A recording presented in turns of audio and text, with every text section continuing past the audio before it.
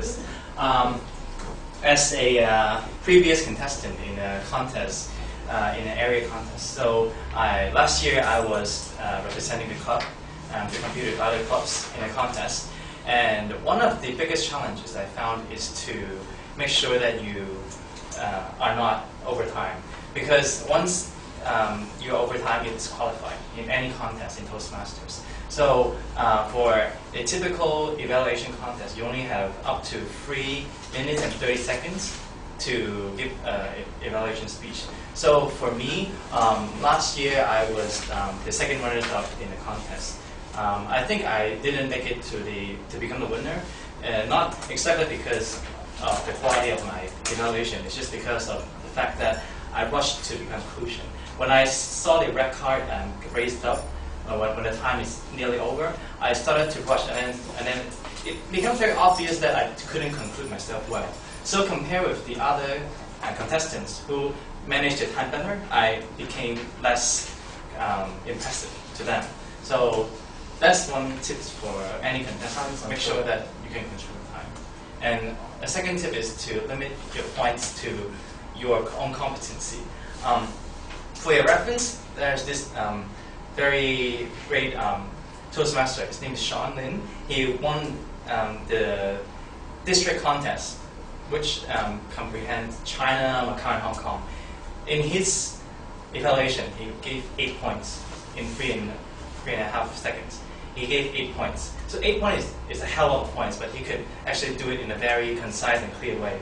But many people was trying to imitate such being greedy and trying to put more points, and it eventually ended up they couldn't really do it because they weren't concise enough. So sometimes you have to strike the balance. So you want to cover more things, but you also want to be clear. So that comes to practice. And as Sean, this winner, he told me he has actually practiced evaluation in front of people many, many times. So experience really counts on being a good evaluator. So okay, thank you. Thank you. Another seasoned Toastmaster, Terence. You may not know, Terence is the first distinguished Toastmaster of our club. Okay? What is distinguished Toastmaster? It's the highest level of award in Toastmaster. Okay. Terence, any advice for doing an evaluation in contest? Oh, sure. Thank you, King. First of all, I think an evaluation contest, just like what Charles says, it is timed, and the difference is here, when we go over time, we will clap you down, but in evaluation contest, we will not clap you down. So the internal timing in your mind is very important, and to pace it. So try to spend about 30 seconds just doing an introduction of what you are going to talk about, how are you going to evaluate. I come from more of an engineering background, so I like to evaluate in an engineering way. So I will start with how I evaluate, in what angle, in what dimensions, in what criteria that I'll be evaluating, and then I start with my context evaluations. So just like the sandwich technique, it is very good for development, but I think in contest, that may spend a bit too much time trying to sugar wrap the points. So what judges are looking for, at least when I was a judge, being a judge in the evaluation contest, I like to see how much content the contestant actually delivers, how many points of improvement they give. That cannot be too harsh, because if the points are being too harsh, although the test speakers are making some obvious mistake, try to make it more acceptable, make it more receptive to the test speaker himself or herself.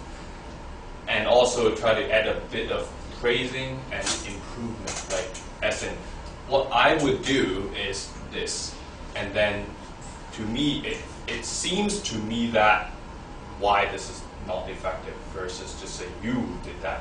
I think this is a fairly fundamental part, but it's maintaining a balance between, I would say, dignity and face, as well as need to be to the point of improving. Okay, thank you.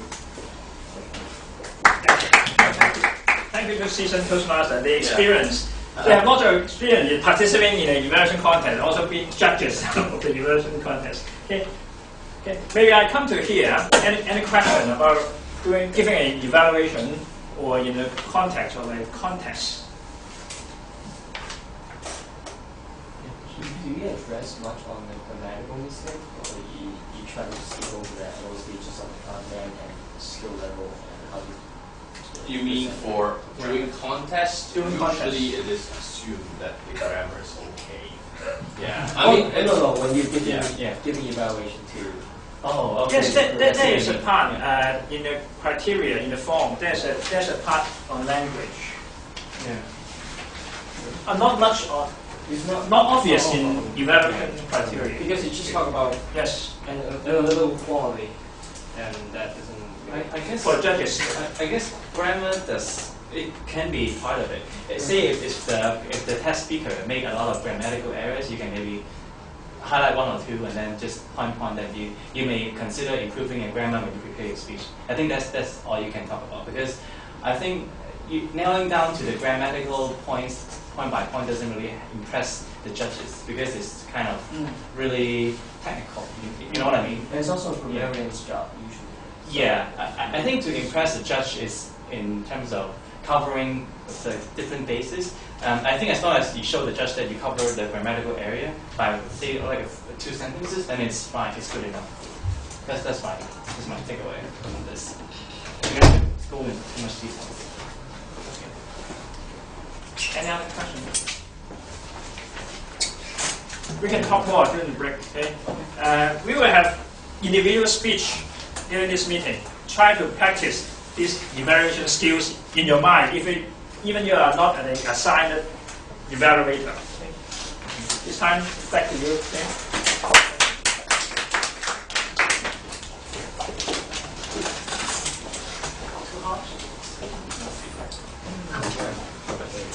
John is distributing the ballots for tonight.